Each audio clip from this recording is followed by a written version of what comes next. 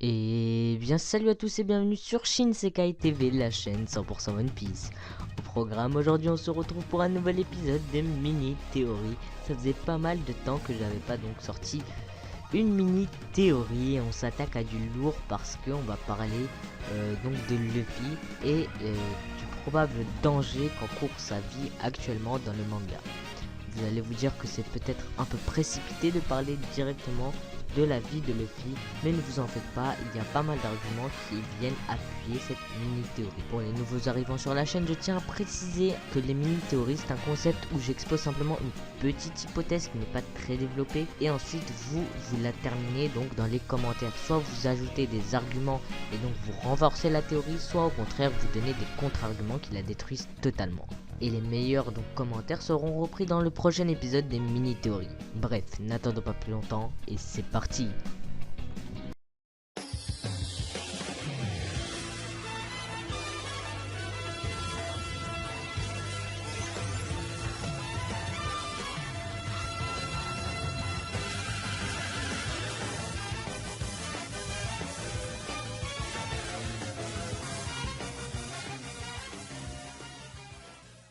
Effectivement, je pense que la vie de Luffy est en danger, et ceci en raison d'une utilisation abusive de son fruit du démon.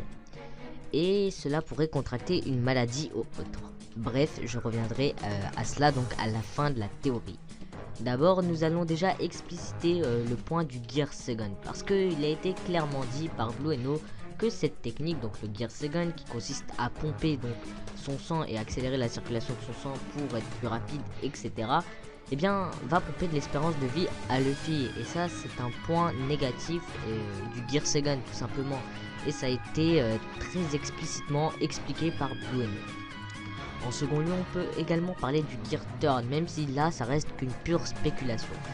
Donc selon moi, le Gear Third pourrait également donc diminuer l'espérance de vie de Luffy, ou en tout cas fragiliser son corps, parce que gonfler brusquement donc ses os comme il le fait pourrait fragiliser son corps. Après, il est élastique et c'est peut-être ça le point faible donc de cette petite partie de cette spéculation.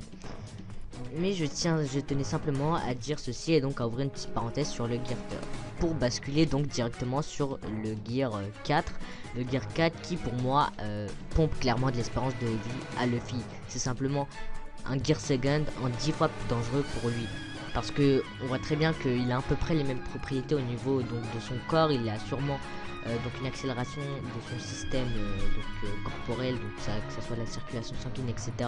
Et donc ça lui pomperait également de l'espérance de vie, mais à plus forte échelle. Et j'ai bien peur donc que le Gear Third devienne son nouveau moteur dans le nouveau monde, comme l'a été le Gear Second sur Grand Line. Cela affectera forcément son espérance de vie.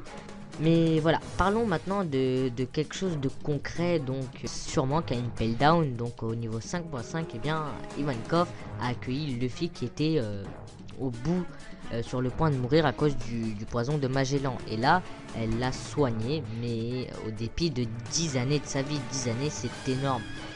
Et c'est pas fini parce que durant l'arc de Marineford, encore une fois, quand Luffy est allé sauver Ace, il est tombé à bout de force. Et il a demandé à Ivankov de lui réinjecter donc des hormones afin donc de subsister et de pouvoir aller sauver son frère. Et là, c'est encore 10 ans de sa vie qui lui sont retirés. Et c'est un gros problème parce que rien que pour cette période, ça fait déjà 20 années de sa vie qui ont été déduits en tout.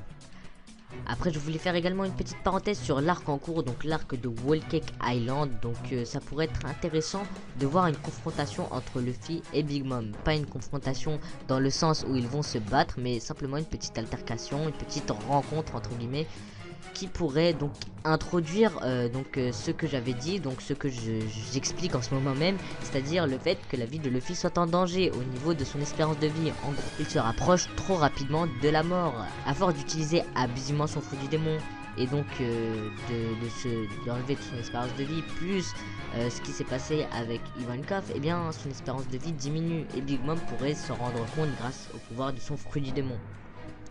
Bref, vous voyez un peu ce que je veux dire.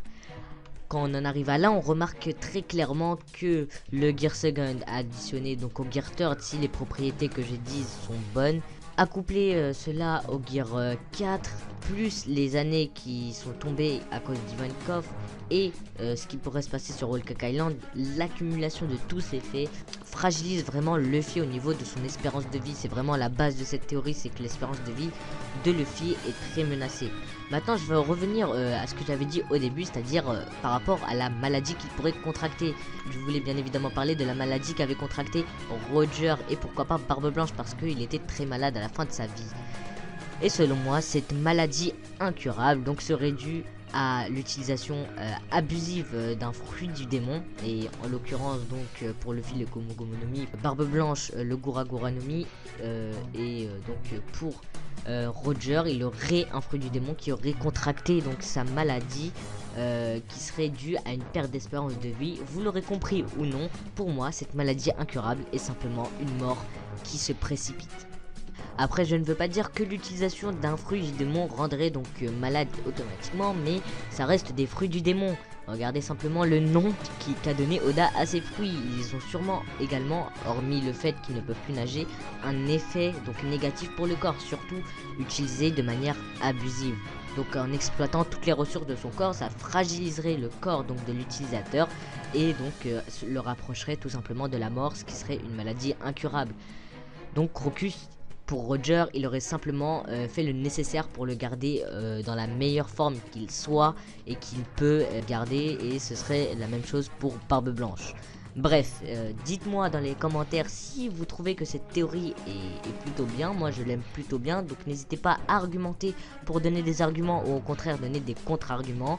Et ces arguments seront donc repris dans le prochain épisode de Mini Théorie.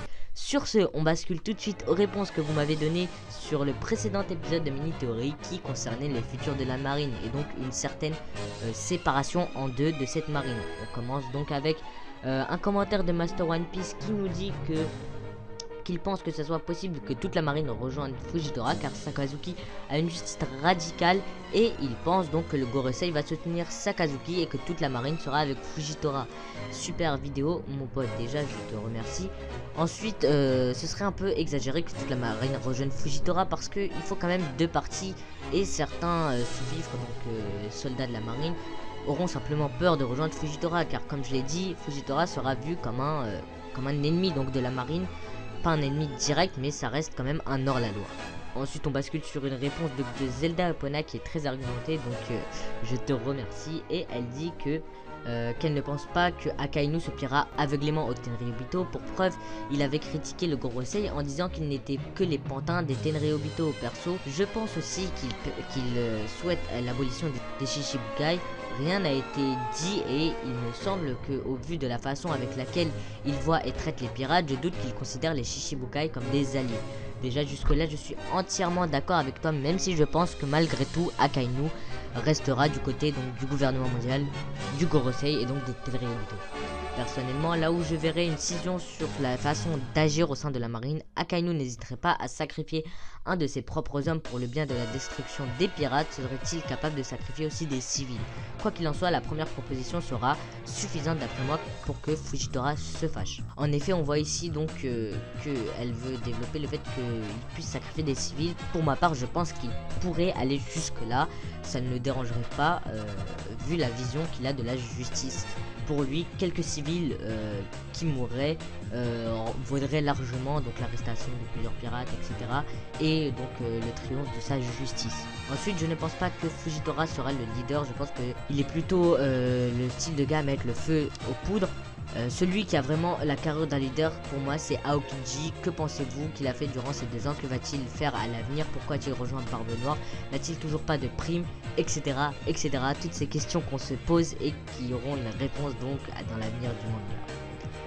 Et la dernière réponse, c'est donc une réponse de Mugiwara Brother qui nous dit « Je suis pour quelques arguments, mais pas tous. Tout d'abord, quand tu parles de la marine, tu as oublié un seul bémol, le taureau vert, le monstre de puissance. Et pour moi, il doit avoir une puissance et un caractère bien à lui.